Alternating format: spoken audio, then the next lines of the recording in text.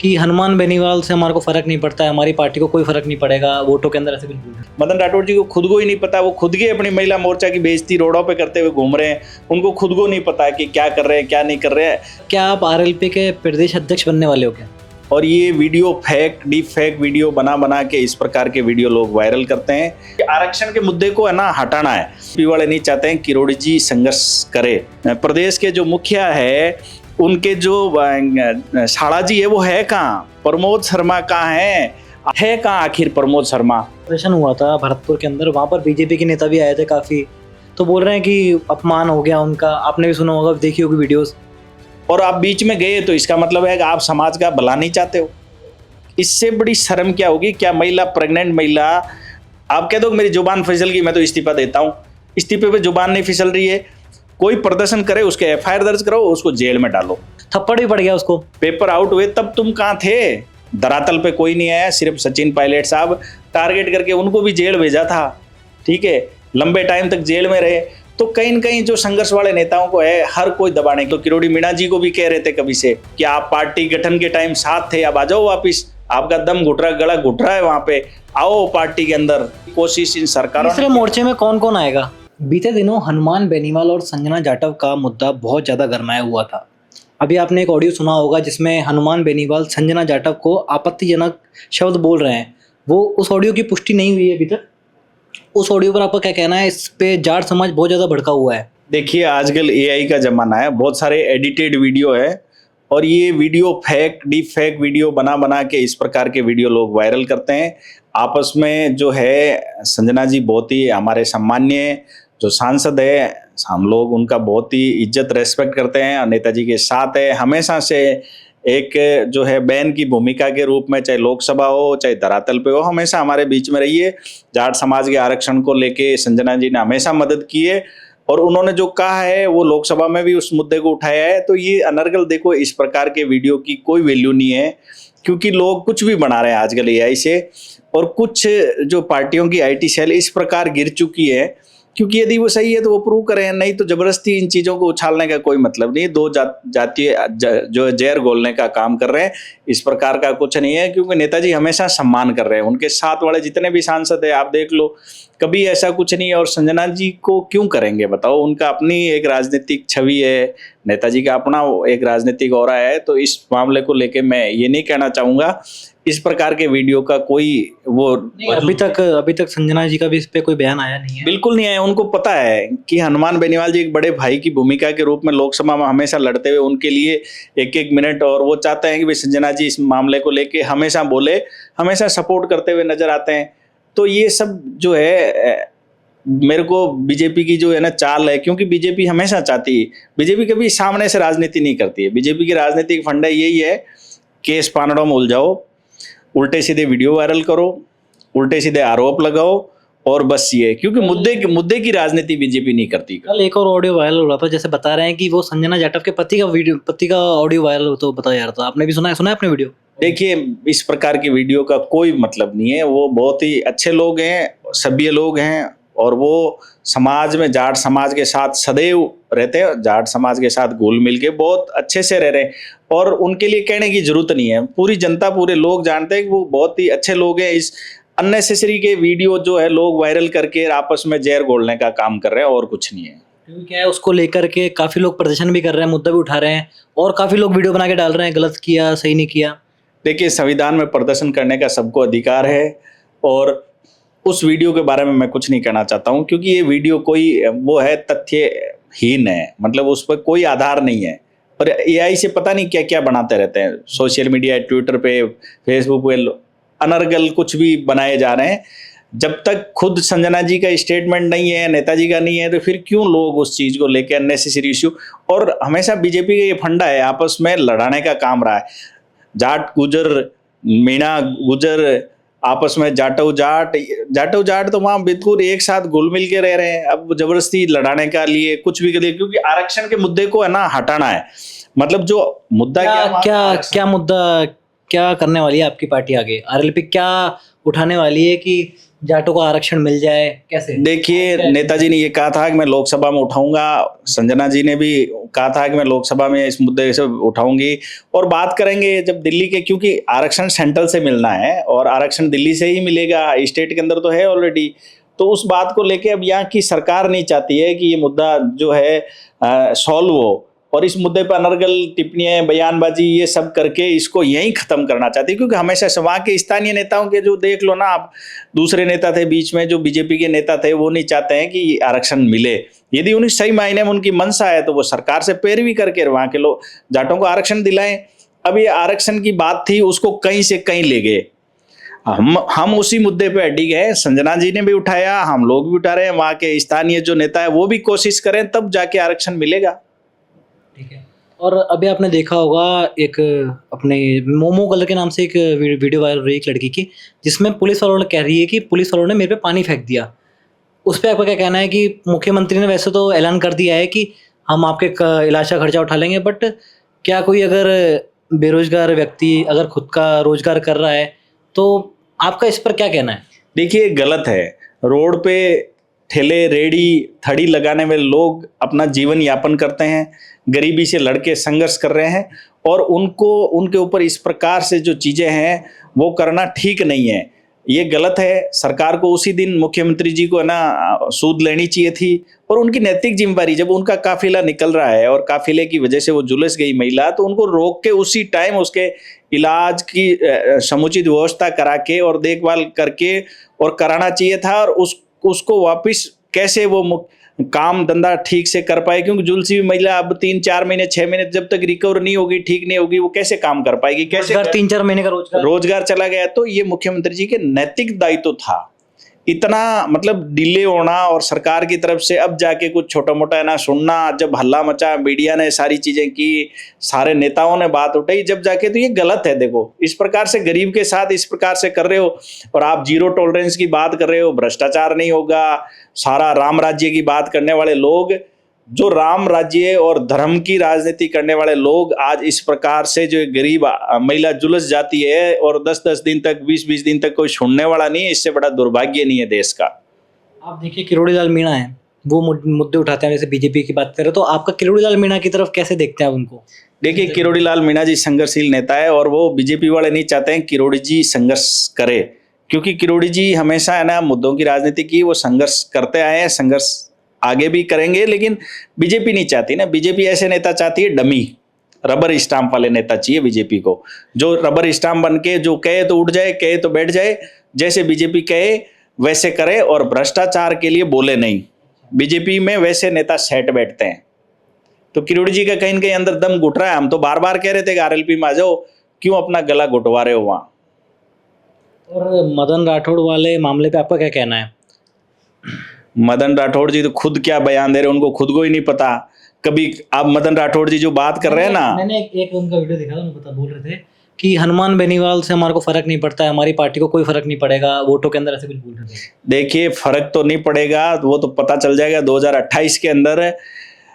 24% vote है वो कांग्रेस ने लिए, 25% बीजेपी ने लिए, 2.5% वोट आरएलपी ने लिए। आरएलपी जिधर जाती थी उधर सरकार बनती। अगले समय में आपको पता चल जाएगा, 15-16 लाख वोट है जो आरएलपी ने लिए, और अब वोट बैंक जाके प्लस हो गया। आपने पिछले चुनाव में देखा, प्रमुख प्रधान बने तो नहीं, फिर बीजेपी को मुंह की क्यों खानी पड़ी? पंचायत चुनाव क्यों नहीं करा रहे मदन राठौड़ जी? जनता पूछ रही बार बार कि आप पंचायत चुनाव, निकाय चुनाव क्यों पोस्टपोन कर रहे हो? आप क्यों नहीं करा? यूनिवर्सिटी कॉलेज के चुनाव क्यों नहीं करा रहे हो? कराओ आप, आपको अपना पता चल जाएगा। मदन राठौड़ जी को खुद को ही नहीं पता, वो खुद की अपनी महिला मोर्चा की बेइज्जती रोडों पे करते हुए घूम रहे हैं। उनको खुद को नहीं पता कि क्या कर रहे हैं, क्या नहीं कर रहे हैं। अनर्गल बयानबाजी, मैं खाप से कहूंगा ये बहिष्कार कर दो, के खाप के पंच है क्या वो? हमारी खाप के कुछ भी बोले जा रहे हैं, उनको खुद को नहीं पता। उनके साथ 40% भ्रष्टाचार करने वाले नेता तो उनके साथ बैठे हुए हैं, उनके लिए तो कुछ नहीं बोल पा रहे हैं। आप बताओ क्या हालात हो गए, पेपर माफिया, भू माफिया। मैं उनसे पूछना चाहूंगा कि मदन राठौड़ जी, आपके प्रदेश के जो मुखिया है, उनके जो शाला जी है वो है कहाँ? प्रमोद शर्मा कहाँ है? आपने, हमारे कार्यकर्ता ने एक झंडा काढ़ा क्या दिखाया, प्रदर्शन किया क्या? उनको तो 5,000 इनामी घोषित कर दिया। और प्रमोद शर्मा जो भू माफिया है, भ्रष्टाचारी है, जो अपना आपको सीएम साहब का वो बता रहे हैं कि मैं तो साला हूं पारिवारिक, उनके ऊपर क्या पुलिस कमिश्नर उसके ऊपर क्या 5,000 का इनाम घोषित करेंगे? हम कमिश्नर साहब से भी पूछना चाहेंगे कि भाई आप क्यों नहीं, क्या पुलिस की भी मिली हुई है, क्या मिली भगत है क्या उसके साथ प्रमोद शर्मा के?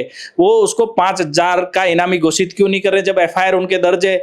एफआईआर दर्ज नहीं है तो क्लीन चिट दे, आके सामने आके खुल के बोले है कहाँ आखिर प्रमोद शर्मा? राजस्थान से कहाँ गायब हो गया? किसने गायब किया? क्या पुलिस की शह में गायब हुआ? और जब भू माफिया है तो 5,000 का इनामी घोषित क्यों नहीं है? क्यों नहीं पकड़ रहे हो आप आम साधारण कार्यकर्ता के ऊपर? आप बताओ कि नागौर के अंदर 200 एफआईआर, मतलब ये सरकार संविधान से ऊपर हो गई। संविधान तो है ही नहीं। जैसे अभी प्रदर्शन हुआ था भरतपुर के अंदर, वहां पर बीजेपी के नेता भी आए थे काफी, तो बोल रहे हैं कि अपमान हो गया उनका। आपने भी सुना होगा, देखी होगी वीडियोस। देखिए वो समाज का प्रोग्राम था, संघर्ष समिति ने प्रोग्राम कराया था आरक्षण के लेके। हम लोग जो है हनुमान बेनीवाल जी को बुलाया, सारे लोग गए। मंच संघर्ष समिति का था, वहां बीजेपी के नेताओं को बुलाया, कांग्रेस के नेताओं को बुलाया, आरएलपी सारे नेताओं को बुलाया गया, सारे गए। अब जब प्रोग्राम चल रहा है, समाज के लोग बैठे हैं पूरे, और आप बीच में मंच छोड़ के जाते हो, तो ये गलती किसकी? आखिर आपको क्या डर सता रहा है कि आपको क्या ऐसा हो रहा है कि आपको है ना बीच में मंच छोड़ के जाना पड़ रहा है? क्यों गए? क्या आप सीएम साहब का डर, आपको भारतीय जनता पार्टी के आप शीर्ष नेतृत्व का डर था? फिर आए क्यों? मंच पे यदि आप आ गए तो आपको जाना नहीं चाहिए, और आप बीच में गए तो इसका मतलब है कि आप समाज का भला नहीं चाहते हो। और मेरा एक और सवाल था, क्या आप आरएलपी के प्रदेश अध्यक्ष बनने वाले हो क्या? देखिए मैं नहीं, मैं एक साधारण कार्यकर्ता हूं, मैं कार्यकर्ता के तौर पे काम करूंगा ना। मैं प्रदेश अध्यक्ष, मेरे इतना बड़ा कद है और ना मैं इस लायक हूं, और मैं नेताजी का एक छोटा सा सिपाही हूं, आरएलपी पार्टी का एक छोटा सा कार्यकर्ता हूं। मैं कार्यकर्ता रहूंगा।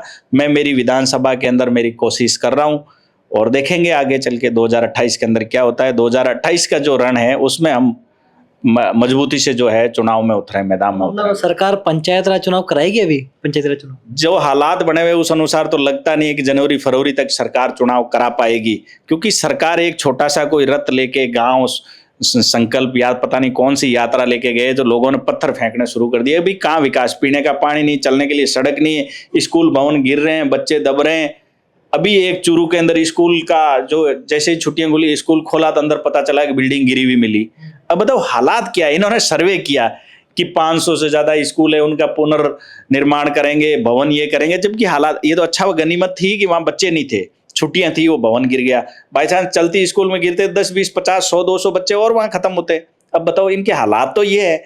इनके मंत्रियों के दिमाग खराब हो, किसी को लड़ने के दौड़ रहे हैं, मीडिया को सही तरीके से जवाब नहीं दे रहे हैं, जनता को जवाबदेही इनकी होती वो नहीं दे पा रहे हैं। देखा होगा गजेंद्र सिंह खेमसर का एक वीडियो वायरल हुआ था जिसमें वो बोल रहे हैं कि महिला कैसे आई थी।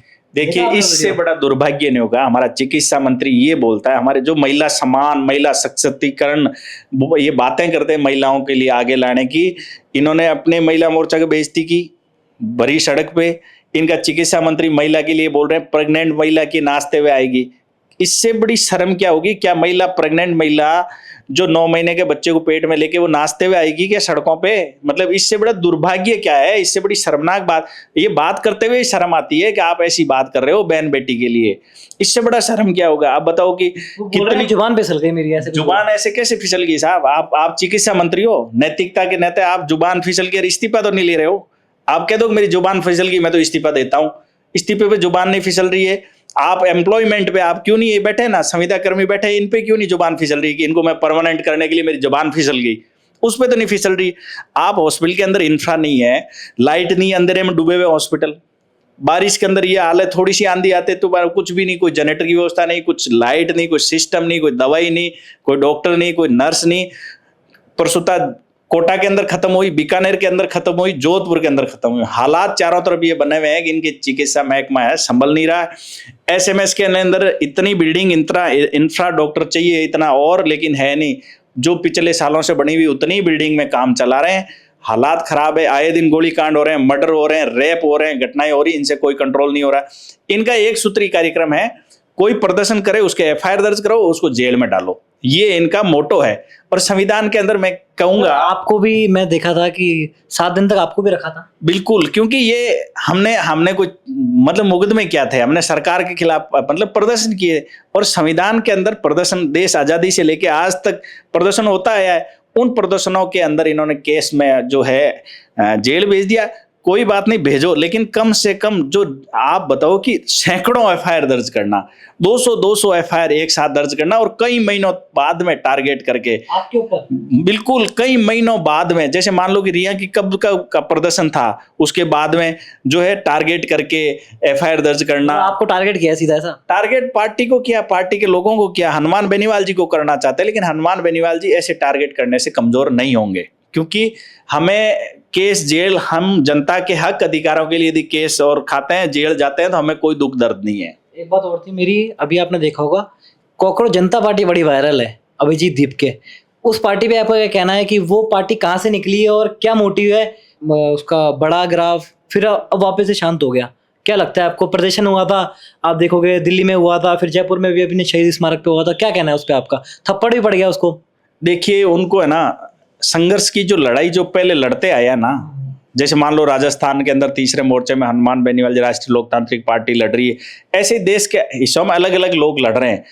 अब उनको क्या है कि बिना प्लानिंग के ये लड़ाई नहीं लड़ सकते, क्योंकि आप खाली एक है ना इस्तीफा मांगने से नहीं हो। मान लो कि राजस्थान की आरपीसी पूरी भ्रष्ट है, ऐसे ही हर प्रदेश की जो संस्थाएं हैं, संवैधानिक संस्थाएं हैं जो एग्जाम कंडक्ट कराती है, उनमें भ्रष्टाचार का इतना आलम है। आप उनको भंग, उनका पुनर्गठन की मांग क्यों नहीं करते आप व्यवस्थित तरीके से? क्योंकि ऐसे उनको प्रदर्शन होने नहीं देंगे। आप चाहे 10 दिन 20 दिन जंतर मंतर पे बैठ जाओगे, कर लोगे, लेकिन ये सरकारों से जब तक जो है मजबूत लीडरशिप देश की उनके साथ जो कंधे से कंधा मिला के आप नई लड़ाई लड़ोगे, लड़ाई ऐसे नहीं लड़ी जाएगी। क्योंकि खाली जंतर मंतर पे बैठ के युवाओं के साथ नहीं, इसमें प्लानिंग से पूरे देश और प्रदेश के अंदर जो तीसरे मोर्चे जो इस मान लो कि इन माफियाओं, पेपर माफियाओं के खिलाफ जो लड़ाई लड़ रहे हैं पिछले, मान लो कि एसआई की भर्ती राजस्थान में हमने लड़ी, आरपीएससी के खिलाफ हमने लड़ाई लड़ी, यहाँ राजस्थान में तो किसी ने लड़ी नहीं। अब एनयूसीएफ कांग्रेस अब कह रही है कि हम पेपर माफियाओं के खिलाफ छात्रों के हित के लिए लड़ेंगे। अरे भाई, जब एसआई का भर्ती पेपर आउट हुए तब तुम कहां थे? पौधा जल गया, अब पानी पिलाने से क्या फायदा? पेपर आउट हो गए, सारा कुछ हो गया, वापिस एग्जाम हो रहे हैं, अब आप आरपीएससी पे क्यों नहीं बोल रहे हो? भ्रष्ट लोगों की गहलोत साहब ने नियुक्ति दी आरपीएससी के अंदर, कांग्रेस उस पर क्यों नहीं बोल रही है? हाँ, एक और मुद्दा था कि गोविंद सिंह डोटासरा उल्टा किरोड़ी लाल मीणा पे इल्जाम लगा रहे हैं। आपने देखा होगा कि इनका मुद्दा भी काफी गरमाया हुआ है कि किरोड़ी लाल मीणा पे भी काफी इल्जाम लगा रहे हैं कि इन्होंने ऐसा क्यों किया। बोल रहे हैं कि उनके टाइम पे भी काफी पेपर लीक हुए थे। बिल्कुल हुए, उनको नैतिक जिम्मेवारी लेनी चाहिए, गहलोत साहब गोविंद सिंह डोटासरा जी को लेनी चाहिए। उनके टाइम में पेपर आउट हुए, वो लोग ट्वीट करते हैं। देखिए, ये दोनों मिला जुली का खेल है, खाली ट्वीट। जब पेपर आउट हुआ था तब इन्होंने ट्वीट किया, उधर से कांग्रेस और बीजेपी दोनों के ट्वीट खेले गए। धरातल पे कोई नहीं आया, सिर्फ सचिन पायलट साहब अजमेर से यहाँ तक आके इतिश्री कर दी। पेपर माफिया के खिलाफ डट के राजस्थान के अंदर भू माफिया के खिलाफ कोई लड़ाई लड़ी है तो वो हनुमान बेनीवाल जी राष्ट्रीय लोकतांत्रिक पार्टी और हम लोगों ने लड़ाई लड़ी थी, मजबूती से लड़ाई लड़ी थी। उसका परिणाम हुआ था कि ये पेपर जो है ना, पेपर माफिया जेल गए और पेपर रद्द हुआ और वापस भर्ती निकली। तो आप ऐसी लड़ाई लड़ ही नहीं रहे हो, आप थोड़ा सा मतलब एक ट्विटर पे एक ट्वीट कर देते हो। और जो कांग्रेस के जो भ्रष्टाचार किया हुआ था उस पर बीजेपी ने पर्दा डालने का काम किया। बीजेपी ने बोला था कि हम आरपीएससी का पुनर्गठन करेंगे, पेपर वापस कराएंगे। ये तो भलाओ सुप्रीम कोर्ट से हमने इतनी लड़ाई लड़ी तब रद्द हुआ। बीजेपी तो चाहती नहीं थी कि पेपर रद्द हो। बीजेपी चाहती नहीं है कि भ्रष्टाचारियों को जेल भेजें, क्योंकि उनके कुछ न कुछ इन्वॉल्वमेंट इनका भी था, इसलिए ये नहीं चाह रहे थे। तो हालात बराबर ही है, ये दोनों बराबर है। तीसरा मोर्चा ही राजस्थान में अपोजिशन की भूमिका निभा रहा है और मजबूती से लड़ाई लड़ रहा है। जैसे कि आपने सुना होगा नरेश मीणा, लोग बोल रहे हैं कि नरेश मीणा कहाँ गया, और काफी उनके वीडियो भी वायरल हो रहे हैं कि अब वो दिखाई नहीं पड़ते। तो आपको क्या लगता है कि नरेश मीणा अब आगे क्या करने वाले हैं? देखिए, संघर्षशील नेता है और संघर्ष करेंगे, क्यों नहीं करेंगे? वो अपने एरिया में संघर्ष कर रहे हैं, संघर्ष करते हुए नजर आ रहे हैं। निश्चित रूप से संघर्ष करने वाला आदमी कभी भी है, पीछे नहीं हटेगा। और क्योंकि जिसके जैन मिले आप कभी नरेश मीणा से मिले? बिल्कुल मिले, हम तो काफी बार मिले हैं। नरेश मीणा जी बिल्कुल यहाँ नेताजी के पास आए हैं, जालूपुरा आए हैं, धरनों में आए हैं, मिले हैं। और संघर्ष वाले नेता हैं, संघर्ष की वजह से तो जेल गए, टारगेट करके उनको भी जेल भेजा था, ठीक है, लंबे टाइम तक जेल में रहे। तो कहीं न कहीं जो संघर्ष वाले नेताओं को है, हर कोई दबाने की कोशिश। एक राजकुमार होते हैं, उनको आप कैसे देखते हैं? बिल्कुल, वो तीसरे मोर्चा जो है ट्राइबल के लिए लड़ाई लड़ रहे हैं और मजबूती से लड़ रहे हैं। और ऐसे जो संगठित होकर राजस्थान के अंदर लड़ाई लड़ेंगे तभी तो पार होंगे, तभी तो इन भ्रष्टाचारियों का खात्मा होगा। अच्छा, और एक रविंद्र सिंह भाटी हैं, उनके ऊपर क्या कहना चाहिए? वो देखो कर रहे हैं, देखो जो संघर्ष कर रहे हैं नेता, अच्छी बात है, जो संघर्ष अपने दम पे संघर्ष से उभर रहे हैं वो नेता हमेशा जो है ठीक है, लेकिन बात यह है कि इन भ्रष्टाचारियों के खिलाफ जो मोर्चा खोल रहे हैं ना, उनको दबाने की कोशिश इन सरकारों तीसरे ने। मोर्चे में कौन कौन आएगा आपके हिसाब से? कौन? हमारे तो पार्टी में सबका स्वागत है। हम तो चाहते हैं कि बड़ी पार्टियों से टूट के, हम तो किरोड़ी मीणा जी को भी कह रहे थे कभी से कि आप पार्टी गठन के टाइम साथ थे, अब आ जाओ वापिस, आपका दम घुट रहा, गला घुट रहा है, वहां पे आओ पार्टी के अंदर और करो तैयारी, वापिस भरो वही हुकार और इन भ्रष्टाचारियों को भिजवाओ जेल। लेकिन कहीं न कहीं वो भी दबे हुए हैं। तो ये थे हमारे साथ श्रवण चौधरी, आरएलपी कार्यकर्ता। धन्यवाद।